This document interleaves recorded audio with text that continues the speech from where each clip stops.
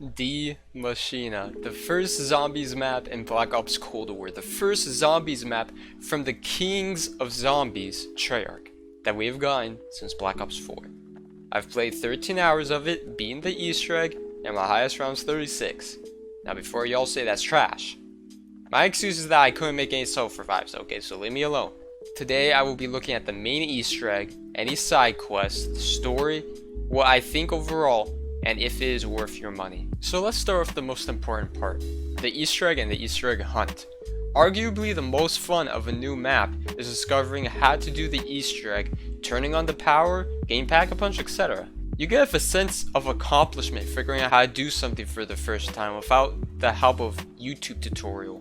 In the past, it would take a day or two for somebody to figure out how to beat a new Easter egg, with the fastest time ever being 8 hours for Raven the Redwoods. However, it took only 3 hours. 3 hours for Noah J456 to beat the main Easter egg.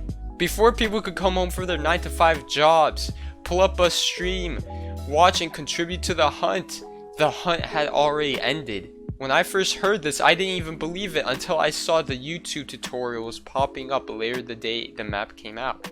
However, while the hunt might have been short, it doesn't mean the Easter egg itself is necessarily bad. So let's take a look at the steps. First, you turn on power, which is just the simple flip of a switch. Next, Pack-a-Punch.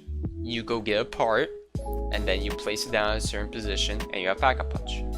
Next, you gather some parts to build the Aether Scope, a device which lets you talk to ghosts. You will go around the map talking to 3 ghosts, and they will give you a little bit of context as to what happened before you came. Next, you will find the parts to build the Wonder Weapon upgrades. Once built, you will use each upgrade to power a machine that can turn zombies back to normal, at least mentally. You will use this to turn the Megaton, the boss zombie, back to normal, and by showing him a photo of his probably dead family, it motivates him to initiate the self-destruct sequence, blowing up the whole facility while you ride out in a pretty cool chopper. Most of the time you're just trying to find parts to build the Wonder Weapon, to build the Aether Scope. You're just going around pressing F to interact with things, not really caring. There wasn't really any puzzles to figure out, anything that will add variety to each and every new Easter egg attempt.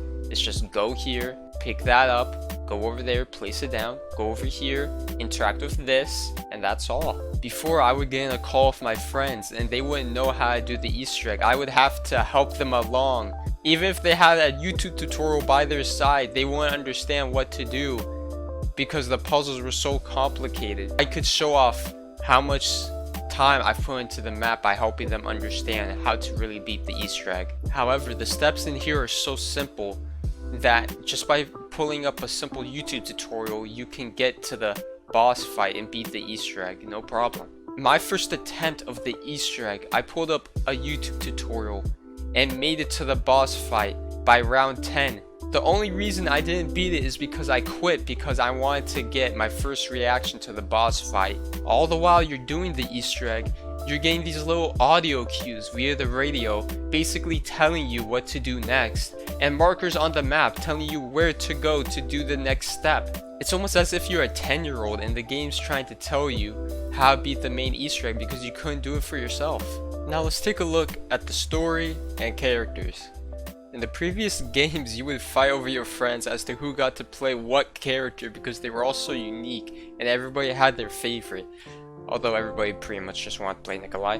My personal favorite was Tank. I don't know why he gets no love, but besides that, the storyline took a PhD to understand, and there were tons of videos giving a simple explanation or giving theories of what is really going on.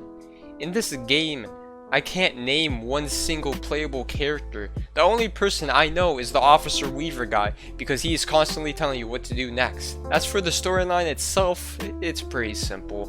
There are zombies popping up, so you go ground zero and destroy the facility.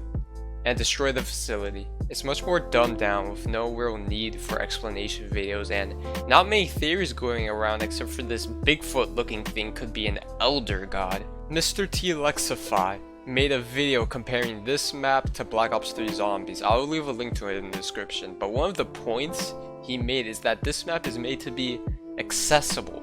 It seems like they try to please as big of an audience as they can, now that zombies is a staple of Call of Duty. Everything is so vanilla, from the story to the characters, the mechanics.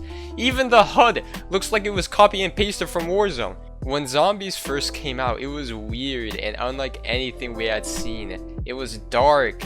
You had the choice to play songs in the background that got you pumped up.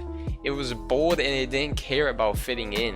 While I did just rant on it for like the past 5 minutes, to the map's credit, there are some fun improvements such as the ray gun.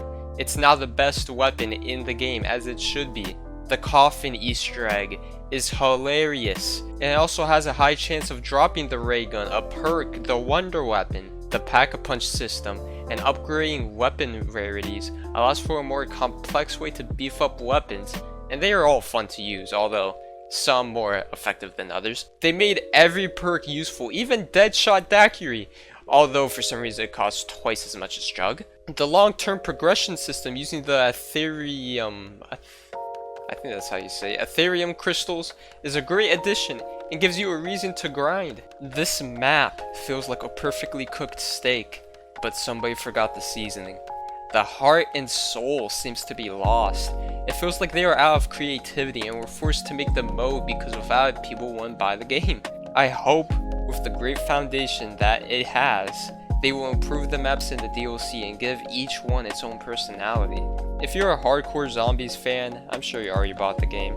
But if you're just a normal fan, I would wait till this game goes on sale, or wait till you get it as a present for Christmas, because this map is nothing special.